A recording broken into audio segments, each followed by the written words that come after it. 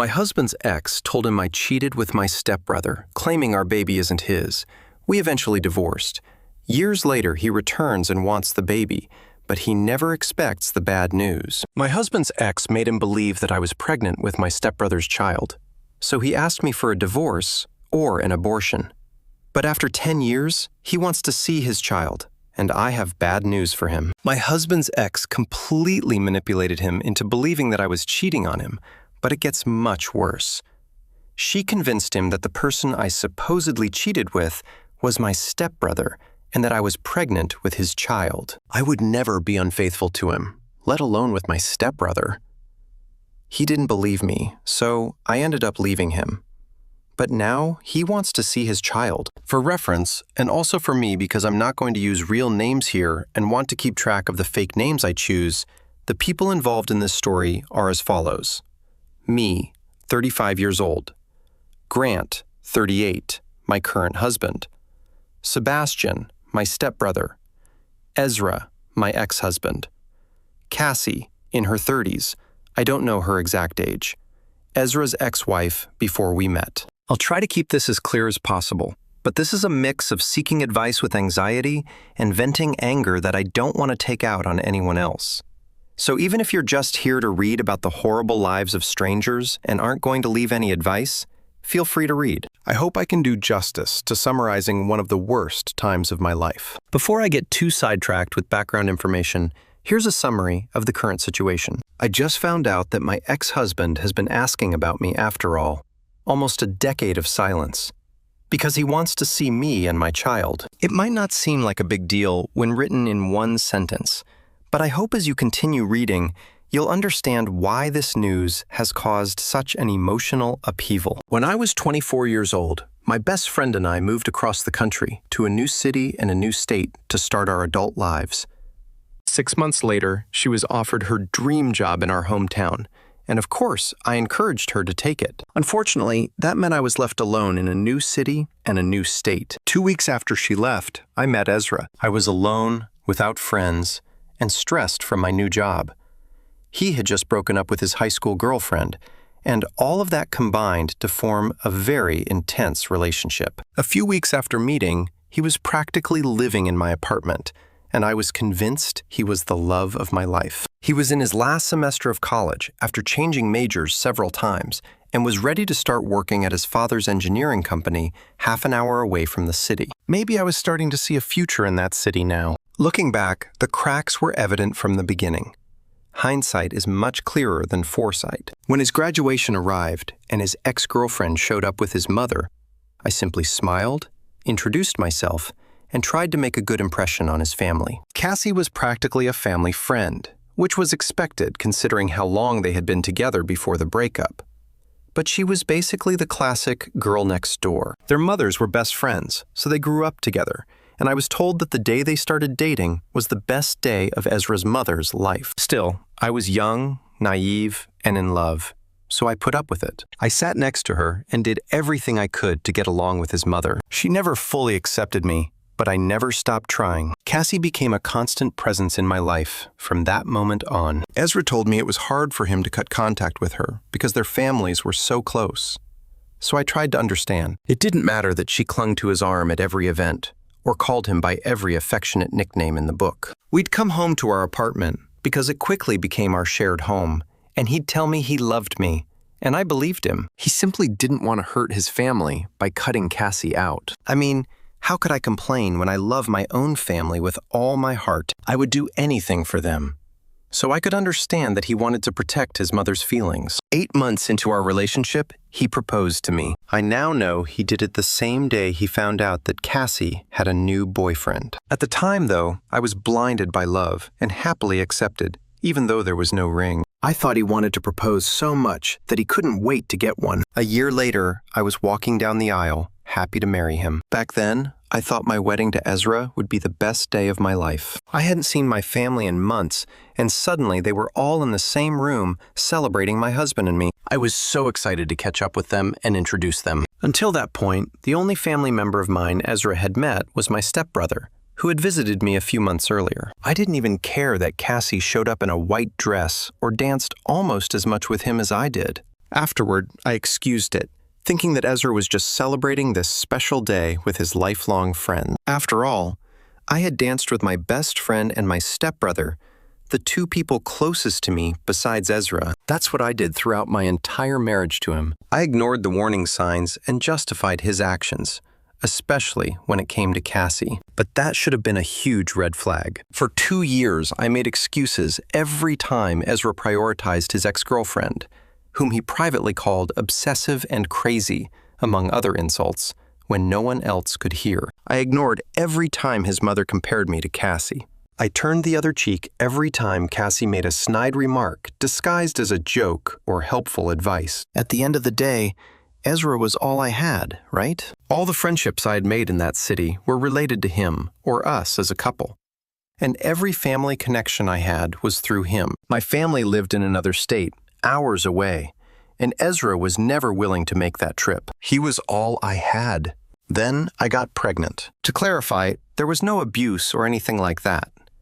In a way, that would have been easier to explain to my family and friends. What finally made me open my eyes and realize how much Cassie influenced his life was the fact that he truly believed I was pregnant with my stepbrother's child. Take a moment to process how absurd that is. Ezra genuinely thought the baby I was carrying wasn't his, but that I had cheated on him with Sebastian, my stepbrother. Since I lived in another city, far from home, and our relationship before marriage hadn't been that long, Sebastian and Ezra had only met once before the wedding, when Sebastian visited me early in the relationship. The second time they met was at our wedding. A year and a half after we got married, I flew back to my hometown to celebrate my mother's 60th birthday. Ezra didn't want to join me on that trip. A month later, I found out I was pregnant. I thought Ezra would be happy. He had always talked about wanting a big family with lots of children, and we had friends and family ready to support us. But instead of being happy, the first thing he said was, "She said this would happen." It's been almost 10 years, and I still remember it with total clarity. I was completely confused. The only explanation he gave me was, "She warned me, and I should have believed her." Instead of being happy, he left the apartment that same night and didn't answer any of my calls or messages. When he returned the next morning, he gave me 2 options: abort or divorce. To save you the details, when I finally managed to get him to explain what was happening, it turned out that Cassie had been filling his head with lies. Apparently, during our wedding, she convinced him that Sebastian and I were behaving inappropriately for step-siblings, that we were too close, too affectionate. According to her, the way we hugged, how we posed in family photos, and how we spent time together at the reception were too intimate, almost romantic. She even told him that I had likely moved to our city because I was heartbroken after Sebastian got a girlfriend. After our wedding, Cassie spent months filling Ezra's head with lies about Sebastian and me. All she had were small fragments of our relationship that she saw on social media, since Sebastian lived in another state.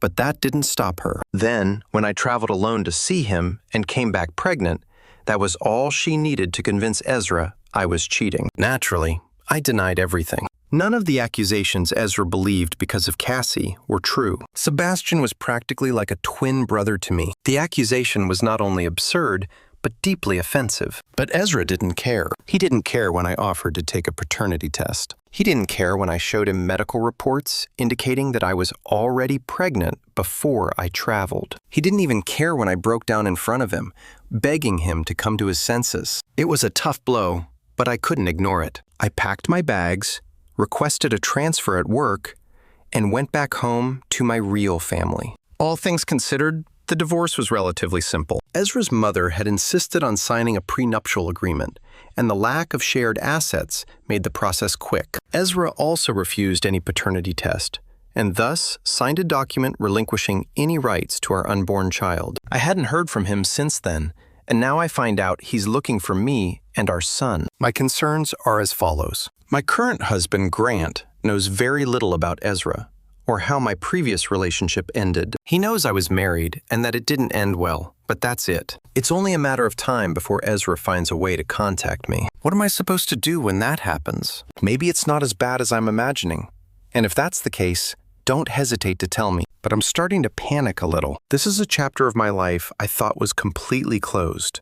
and I don't want to reopen it. Update 1. With the intention of not attracting more attention than I already have, I'll try to be even more vague with the details of this situation and of all the people involved. Maybe the word stalker is an exaggeration, given what has happened so far, which I admit hasn't been much. 2 days after an old friend warned me that my ex-husband was trying to contact me, I received follow requests on all my social media accounts. Although he hasn't sent me any messages yet because I haven't accepted any requests, I fear it won't be long before they start arriving. He's even been viewing my LinkedIn profile, which I can see because the platform shows who visited your profile. It's clear that he deliberately searched for me. I mustered up the strength and talked to my husband Grant about everything I mentioned in my previous post. I told him the whole story about my relationship with Ezra, about Cassie, about everything I endured from him and his family, and finally, about his reaction to my pregnancy. Fortunately, the man I'm married to today is 1,000 times better than my ex.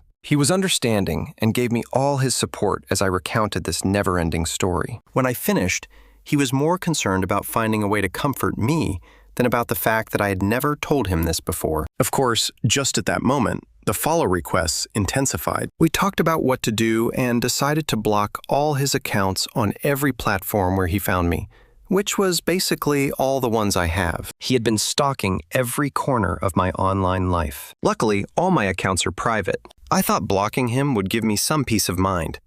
But then the messages started coming. He created fake accounts to send me private messages on almost every platform. In them, he said he had made a mistake, that he wanted to see me and meet his son. All the messages were different, but they ultimately said the same thing. He wasn't going to stop contacting me until I let him see his son. He insisted that the child deserved to know his real father, and that having a biological father was better than having a stepfather. He claimed that I couldn't understand because, according to him, I had always thought that relationships with in-laws were the same as blood relations. The more I ignored him, the longer his messages became, insisting that he had the right to see his son. He wrote that he would keep creating new accounts and that I couldn't block him forever. I have no doubt that he will continue trying to contact me. I just hope that sending longer messages is the only way he escalates this situation. Grant has assured me that we are completely safe and that Ezra won't do anything really dangerous. But I have a bad feeling about all of this.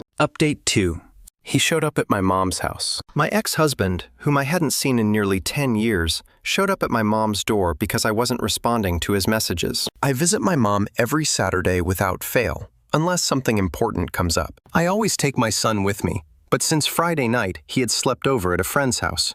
This time, I went alone in the morning. I didn't notice the car parked across the street or the man sitting in the driver's seat.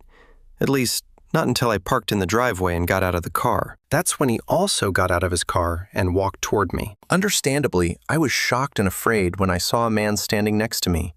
But when I recognized him, the fear didn't go away. He was outside my mom's house, a place he never visited during our marriage, a place he never bothered to go. His response? "What are you doing here?" It was the same as in his messages. He wanted to see his son. He had tracked me across the country, apparently finding the address through shipping records when I moved, just because he wanted to see his son, the same child he once believed wasn't his. I don't know if I was stupid or brave, but in that moment fear left me, and I was overcome with rage. I didn't care that he had found my mother's address. I didn't care that we were in the middle of a neighborhood known for its nosy neighbors. And I didn't care that I was alone with him for the first time since our marriage ended. I yelled at him with everything I had inside me, throwing every single thing he had done during our relationship in his face. His only defense was that Cassie had manipulated him. He told me he was hurt and vulnerable, and believed his lifelong friend. Apparently, this all started when Cassie almost got married a few months ago and finally confessed to him that she had been lying the entire time. The moment Ezra found out I had been pregnant with his child, he started looking for me. Thankfully, none of our mutual friends gave him my number, so he resorted to finding me online. And when I blocked him everywhere, he had no choice but to find me in person. He said he was desperate to see his child, but I had bad news for him. He didn't have a child. The stress of his accusations, the divorce, and moving across the country piled up. And just a few months after we separated, I lost the baby. The child he had given up on never came to be. Ezra didn't have a child. My son Spencer is Grant's stepson, whom I adopted as my own. He has the same red hair as me and a personality just as intense. Because Ezra was right about one thing. For me, relationships with in-laws are just as valuable as blood relations. I have a child, but Ezra doesn't. By that point, I'd been yelling so loudly and for so long that my mother and stepfather came out of the house along with several curious neighbors. I don't know if it was the audience or the shock, but when my stepfather told Ezra it was best for him to leave, he left without arguing. Maybe I should have told him all of this from the beginning, instead of blocking him and ignoring his messages. But how could I have known he would show up here? I just hope that now that he knows the truth, he'll return to his life far away from me and my family. Update 3. Logically, I should have realized that it wouldn't be that easy to get rid of Ezra. Not after he followed me across the country, desperate to see a child who doesn't exist. To be honest, when I called him a stalker in the earlier updates, part of me was joking, trying to feel better about his sudden reappearance in my life. Yes, he had followed my every move on social media where I had an account. But there's a big difference between being a passive observer and becoming an active stalker. Apparently, Ezra was more than willing to make that leap. I don't know why I thought he'd believe me when I told him Spencer wasn't his son. To be clear, he isn't. Spencer doesn't even have a biological connection to me, beyond my marriage to his father and my adoption of him. We don't share blood. The coincidence that we both have the same red hair was something Grant and I called destiny when I decided to adopt Spencer as my own. However, expecting Ezra to believe me when the main reason for our divorce was precisely that he refused to believe me was foolish on my part. Honestly, I don't know exactly what I expected from him. Maybe I thought he would simply accept what I told him and disappear forever, that I'd never have to see him again. After that day at my mother's house, I started noticing his car everywhere. At first, I thought it was parked near my street, but it was only for a moment, so I assumed I was being paranoid. The second time I thought I saw his car, I mentioned it to Grant. From then on, we both started being more vigilant, and sure enough, his car kept appearing. Every time we noticed it, he would speed off before we could do anything. 2 weeks of that was enough for us to go to the police. We had taken some photos of his car in different places, mostly near my mother's house and ours. I thought surely the police would take seriously the fact that we were being watched and followed by my ex-husband, who was convinced that my child was his. Surely they would take some action. Apparently not. Although what we presented might seem suspicious, the police told us they couldn't arrest someone just for being near us. We had no proof that he intended to harm us, and he hadn't done anything directly against us. So we're on our own in all of this. Update 4. I'm happy to report that my ex-husband will no longer be a problem for me or my family. After doing everything we could to convince the police to take preventive action without success, we finally managed to present the necessary evidence for him to be arrested. As I mentioned in my previous update, Ezra had been lingering around Spencer's school. The conclusion was clear. He wanted to take the child he believed was his, no matter what I wanted. Obviously, neither Grant nor I were going to let that happen. Fortunately, our neighbor, who was a teacher at Spencer's school, shared our concern. It was thanks to her that we managed to stay ahead of things. We knew that eventually Ezra was going to try something. We just had to wait. In the meantime, we informed the school staff about what was happening. We made it clear to everyone in the office that Spencer wasn't to leave the school with anyone except our neighbor Grant or me. A few days later, it happened. In the middle of the day, Ezra walked into the school office, saying he was there to pick up Spencer on my behalf because there had been an emergency with his grandmother. He even mentioned my mother's name, probably thinking that would make him more believable. When the staff told him they would have to call me before releasing Spencer to him, he insisted that I was busy with the emergency and couldn't be disturbed. When he couldn't convince them, he pretended he would call me himself and left the building with that excuse. Of course, he never called. Instead, he sat in his car outside the school, waiting. However, the school called me immediately to inform me of everything that had happened, just as we had planned. They also recorded the entire interaction on video. At the end of the school day, they released the students as usual, but they kept Spencer in his classroom with my neighbor. It was then that the police, with the video in hand, arrived to arrest Ezra while he was in his car. Inside the car, the police found 2 plane tickets to his home state, along with high-powered sedatives. They believe his plan was to use that medication on Spencer to take him away. Ezra was arrested and will remain in custody until his trial, where he will face charges of conspiracy to commit kidnapping, endangering a minor, and any other charges they may add. Finally, our nightmare is over. Update 5. It's been months since my last update. Ezra is in prison. I'm not going to detail all the exact charges against him because I don't want anyone to be able to discover his real name and track me through this. But I can say he will be in prison for several years, although I would prefer he stayed there forever. The charges include the ones I mentioned in the previous post, along with a few additional ones. Somehow, he got away with some charges, which makes no sense to me. But as long as he's behind bars, I don't care. He tried to justify the sedatives by saying they were his, which was true because he had a prescription. He had been taking them after he found out the truth. Still, the plane tickets and the whole plan were so disturbing that he might have thought of using them. In addition to that, we now have restraining orders against him for Grant, Spencer, and me. He will never be able to approach Spencer's school without being arrested. During the trial, an official paternity test was conducted that proved once and for all that Spencer is Grant's grandson.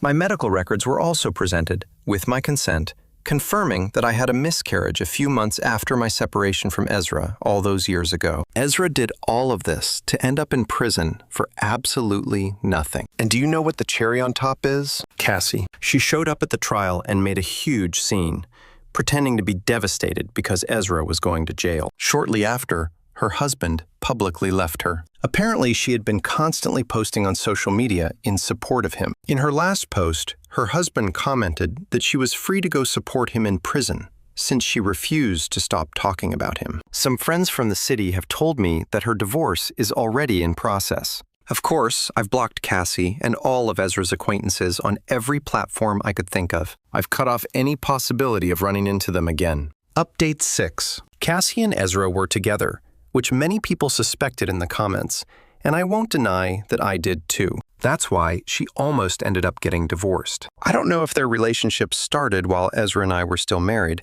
before we got married, or after our separation. But what's clear is that she had always wanted to go back to him. The good news for her is that now she'll be able to enjoy conjugal visits in prison and won't have to hide from her husband while she does her thing with Ezra. Obviously, it won't be as glamorous as doing it in a fancy hotel, but not everything in life is perfect, right? The funniest part is that I found out about all this because Cassie reached out to me via email. Yes, she had the audacity to send me a message full of insults and hurtful comments, as you can imagine. Basically, she tried to rub it in my face that she had won because, in the end, thanks to the lies she put in Ezra's head, she ended up with him. I was very tempted to respond and tell her she shouldn't feel so proud because all she got was a pathetic loser. But the truth is, I wanted to be the more mature person in this situation. That's a lie, I told her. And of course, after sending her my response, I blocked her. I imagine she must have sent more emails full of inappropriate things, but luckily for me, no one is going to read them. What a tragedy, right? Anyway, although I could have taken the high road, in the end, I couldn't resist having that last word. Sometimes being a little immature is the best therapy. Update 7. I just found out something I'm sure will leave you all speechless, and I couldn't wait to get home to write it here. Ezra has been beaten up in prison. Don't worry if any of you feel sorry for that gentle soul. He's out of danger, but from what I've been told, in prison they don't look kindly on men who try to kidnap children. So he received a special welcome to make it clear what they think of someone like him. No matter how much Ezra has tried to play the victim all this time, the rules inside prison are very different. There, his attempts at manipulation and his superior attitude mean nothing. And it seems he has learned that the hard way.